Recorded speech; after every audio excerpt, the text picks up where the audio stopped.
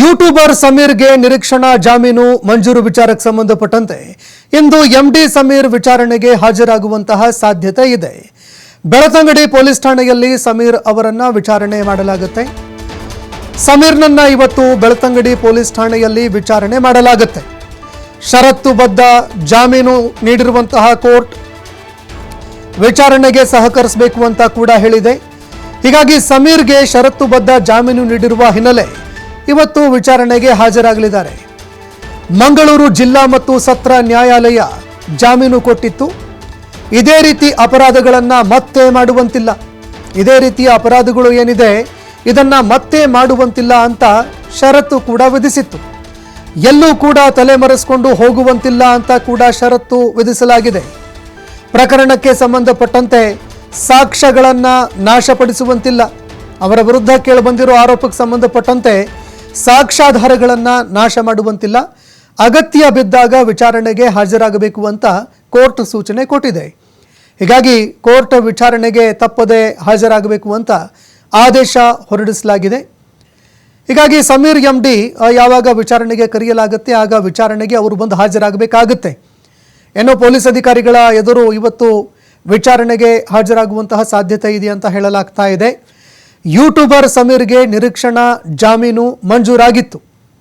ಈ ವಿಚಾರಕ್ಕೆ ಸಂಬಂಧಪಟ್ಟಂತೆ ಇವತ್ತು ಸಮೀರ್ ಎಂಡಿ ವಿಚಾರಣೆಗೆ ಹಾಜರಾಗುವ ಸಾಧ್ಯತೆ ಇದೆ. ನ್ಯಾಯಾಲಯ ಎದುರು ಬೆಳತಂಗಡಿ ಪೊಲೀಸ್ ಠಾಣೆಯಲ್ಲಿ ಸಮೀರ್ನನ್ನ ವಿಚಾರಣೆ ಮಾಡಲಾಗುತ್ತೆ ಅನ್ನೋ ಮಾತುಗಳು ಕೇಳಬರ್ತಾ ಇದೆ.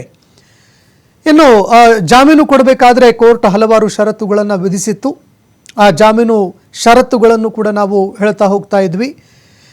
ಮಂಗಳೂರು ಜಿಲ್ಲಾ ಮತ್ತು ಸತ್ರ ನ್ಯಾಯಾಲಯ ಜಾಮೀನು ಕೊಡಬೇಕಾದ್ರೆ ಈ ಅಪರಾಧ ಏನಿದೆ ಇದು ಮತ್ತೆ ಪುನರಾವರ್ತನೆ ಆಗುವಂತಿಲ್ಲ, ಎಲ್ಲೂ ಕೂಡ ತಲೆಮರೆಸಿಕೊಂಡು ಹೋಗುವಂತಿಲ್ಲ, ಪ್ರಕರಣಕ್ಕೆ ಸಂಬಂಧಪಟ್ಟಂತೆ ಸಾಕ್ಷ್ಯಾಧಾರಗಳು ಏನಿದ್ದಾವೆ ಅದನ್ನು ನಾಶಪಡಿಸುವಂತಿಲ್ಲ, ಅಗತ್ಯ ಬಿದ್ದಾಗ ವಿಚಾರಣೆಗೆ ಹಾಜರಾಗಬೇಕು, ವಿಚಾರಣೆಗೆ ಸರಿಯಾಗಿ ಸಹಕರಿಸಬೇಕು ಅಂತ ಕೋರ್ಟ್ ಸೂಚನೆ ಕೊಟ್ಟಿತ್ತು.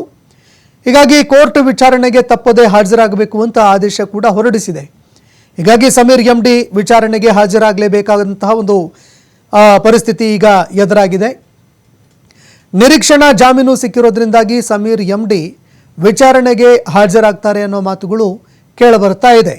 ಇನ್ನು ವಿಚಾರಣೆ ಸಂದರ್ಭದಲ್ಲಿ ಅಧಿಕಾರಿಗಳು ಯಾವೆಲ್ಲ ಪ್ರಶ್ನೆಗಳನ್ನು ಮಾಡ್ತಾರೆ ಅನ್ನುವಂಥದ್ದನ್ನು ಕೂಡ ಕಾದು ನೋಡಬೇಕಾಗತ್ತೆ. ಯಾವೆಲ್ಲ ಒಂದು ವಿಚಾರಗಳಿಗೆ ಸಂಬಂಧಪಟ್ಟಂತೆ ಸಮೀರ್ ಎಂಡಿಯನ್ನು ವಿಚಾರಣೆಗೆ ಒಳಪಡಿಸಲಾಗುತ್ತೆ, ಕಾದು ನೋಡಬೇಕಾಗುತ್ತೆ. ಈ ಬಗ್ಗೆ ಮತ್ತಷ್ಟು ಮಾಹಿತಿ ಕೊಡ್ತಾರೆ ಪ್ರತಿನಿಧಿ ಆದಿತ್ಯ, ನೇರ ಸಂಪರ್ಕದಲ್ಲಿ ಜಾಯ್ನ್ ಆಗಿದ್ದಾರೆ.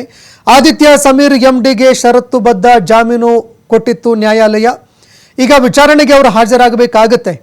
ವಿಚಾರಣೆ ಸಂದರ್ಭದಲ್ಲಿ ಯಾವೆಲ್ಲ ಒಂದು ಪ್ರಶ್ನೆಗಳನ್ನು ಮಾಡಬಹುದು, ಯಾವೆಲ್ಲ ವಿಚಾರಗಳಿಗೆ ಸಂಬಂಧಪಟ್ಟಂತೆ ಸಮೀರ್ ಎಂಡಿಯನ್ನು ವಿಚಾರಣೆ ಮಾಡೋ ಸಾಧ್ಯತೆ ಇದೆ, ಕೋರ್ಟ್ ವಿಧಿಸಿರುವಂತಹ ಷರತ್ತುಗಳು ಏನೇನು ಅಂತ? ಸಂತೋಷ್, ಹೌದು, ಈಗ ಯೂಟ್ಯೂಬರ್ ಸಮೀರ್ ಸಂಬಂಧಪಟ್ಟ ಹಾಗೆ ನಿನ್ನೆ ಕಾನೂನಿನ ಕುಣಿಕೆಯಿಂದ ಒಂಥರ ಜಸ್ಟ್ ಮಿಸ್ ಅಂತ ಹೇಳ್ಬೋದು. ನಿನ್ನೆ ಅವರ ಬಂಧನವಾಗುತ್ತೆ ಅನ್ನುವಂತಹ ರೀತಿಯ ಮಾಹಿತಿಗಳು ಕೂಡ ಇತ್ತು. ಬಂಧಿಸಬೇಕು ಅಂತ ಧರ್ಮಸ್ಥಳ ಪೊಲೀಸರು ಅವರ ಬೆಂಗಳೂರಿನ ಬನ್ನೇರುಘಟ್ಟ ನಿವಾಸಕ್ಕೂ ಹೋಗಿದ್ರು. ಆ ಬಳಿಕ ಮಂಗಳೂರು ಜಿಲ್ಲಾ ಸತ್ರ ನ್ಯಾಯಾಲಯದಿಂದ ಅವರಿಗೆ ಜಾಮೀನು ಕೂಡ ಮಂಜೂರಾಗುತ್ತೆ. ಆದರೆ ಜಾಮೀನು ಮಂಜೂರಾಗುವಂತಹ ಹೊತ್ತಿನಲ್ಲೇ ಸಾಕಷ್ಟು ಷರತ್ತುಗಳನ್ನ ನ್ಯಾಯಾಲಯ ಕೂಡ ಹಾಕಿತ್ತು. ಸುಮಾರು 75,000 ರೂಪಾಯಿ ಬಾಂಡಿಗೂ ಕೂಡ ಬಾಂಡನ್ನ ಕೂಡ ಪಡೆಯಲಾಗಿತ್ತು. ಮತ್ತು ಯಾವ ಸಂದರ್ಭದಲ್ಲಿ ತನಿಖಾಧಿಕಾರಿ ವಿಚಾರಣೆಗೆ ಕರೀತಾರೋ ಆ ಸಂದರ್ಭದಲ್ಲಿ ಬರಬೇಕು ಅನ್ನುವಂಥ ರೀತಿಯ ಸೂಚನೆಯನ್ನ ಕೂಡ ನೀಡಲಾಗಿದೆ. ಮತ್ತು ಯಾವುದೇ ಕಾರಣಕ್ಕೂ ಕೂಡ ಈಗ ಏನೋ ಒಂದು ಕೇಸ್ ಆಗಿದೆ, ಯಾವ ವಿಡಿಯೋದಿಂದ ಅಂದ್ರೆ ಯಾವ ವಿಡಿಯೋ ಇದೆಯೋ ಅದರಲ್ಲಿರುವಂತಹ ಯಾವ ಕಂಟೆಂಟ್ ಮೂಲಕ ಕೇಸ್ ಆಗಿದೆಯೋ ಈ ತನಿಖಾ ಹಂತದಲ್ಲಿ ಆ ಕಂಟೆಂಟ್ ಮರುಕಳಿಸಬಾರದು ಅನ್ನುವಂಥ ರೀತಿಯಲ್ಲೂ ಕೂಡ ಸೂಚನೆಯನ್ನ ನೀಡಲಾಗಿದೆ. ಇದರ ಜೊತೆಗೆ ಇವತ್ತು ಸಮೀರ್ ಎಂಡಿ ಬೆಳ್ತಂಗಡಿಯ ಪೊಲೀಸ್ ಠಾಣೆಗೆ ಹಾಜರಾಗುವಂತ ಸಾಧ್ಯತೆಗಳು ಕೂಡ ಇದೆ. ಯಾಕಂದ್ರೆ ಪ್ರಕರಣ ದಾಖಲಾಗಿರೋದು ಧರ್ಮಸ್ಥಳ ಪೊಲೀಸ್ ಠಾಣೆಯಲ್ಲಿ, ಆದ್ರೆ ಅಲ್ಲಿಗೆ ವಿಚಾರಣೆಗೆ ಹಾಜರಾಗೋದಕ್ಕೆ ನಂಗೊಂದು ರೀತಿ ಜೀವ ಬೆದರಿಕೆ ಇದೆ, ಪ್ರಾಣ ಭಯ ಇದೆ ಅನ್ನುವಂಥ ರೀತಿಯಲ್ಲೂ ಕೂಡ ಅಭದ್ರತೆ ನನ್ನನ್ನ ಕಾಡ್ತಾ ಇದೆ ಅನ್ನುವಂಥ ರೀತಿಯಲ್ಲೂ ಕೂಡ ಅವರು ಮನವಿಯನ್ನು ಮಾಡಿಕೊಂಡಿದ್ರು. ಸೊ ಆ ಕಾರಣಕ್ಕೋಸ್ಕರ ಅವರನ್ನ ಬೆಳ್ತಂಗಡಿ ಪೊಲೀಸ್ ಠಾಣೆಗೆ ವಿಚಾರಣೆಗೆ ಕರೆಯಲಾಗಿದೆ, ಅಥವಾ ಅವರು ಇವತ್ತು ವಿಚಾರಣೆಗೆ ಹಾಜರಾಗ್ತಾರೆ ಅನ್ನುವಂಥ ರೀತಿಯ ಮಾಹಿತಿಗಳು ಕೂಡ ಇದೆ. ಇದೇ ಬೆಳ್ತಂಗಡಿ ಪೊಲೀಸ್ ಠಾಣೆಗೆ ಅವರು ಹಾಜರಾಗ್ತಾರೆ ಅನ್ನುವಂಥ ರೀತಿಯ ಮಾಹಿತಿಗಳು ಕೂಡ ಸದ್ಯ ಇರುವಂತದ್ದು. ಹಾಗಾಗಿ ಸಮೀರ್ ಎಂಡಿ ಈಗ ಏನು ಪ್ರಕರಣ ಆಗ್ತಾ ಇದೆ, ಯಾಕಂದ್ರೆ ನಿನ್ನೆ ಹೋರಾಟಗಾರ ಮಹೇಶ್ ಶೆಟ್ಟಿ ತಿಮ್ಮರೋಡಿಯ ಬಂಧನವಾಗಿತ್ತು. ಆ ಬಳಿಕ ಸಮೀರ್ ಎಂಡಿಗೂ ಕೂಡ ಪೊಲೀಸರು ಬಂಧನಕ್ಕಾಗಿ ಬಲೆ ಬೀಸಿದ್ರು, ಆದರೆ ಅವರು ಜಾಮೀನನ್ನ ಪಡೆದುಕೊಂಡಿರುವಂತದ್ದು. ಹಾಗಾಗಿ ಇವತ್ತು ಸಮೀರ್ ಎಂಡಿ ಇಲ್ಲಿಗೆ ವಿಚಾರಣೆಗೆ ಹಾಜರಾಗ್ತಾರಾ ಕಾದ್ ನೋಡಬೇಕಾಗಿದೆ ಸಂತೋಷ್. ಧನ್ಯವಾದಗಳು ಆದಿತ್ಯ ನಿಮ್ಮೆಲ್ಲ ಮಾಹಿತಿಗೆ.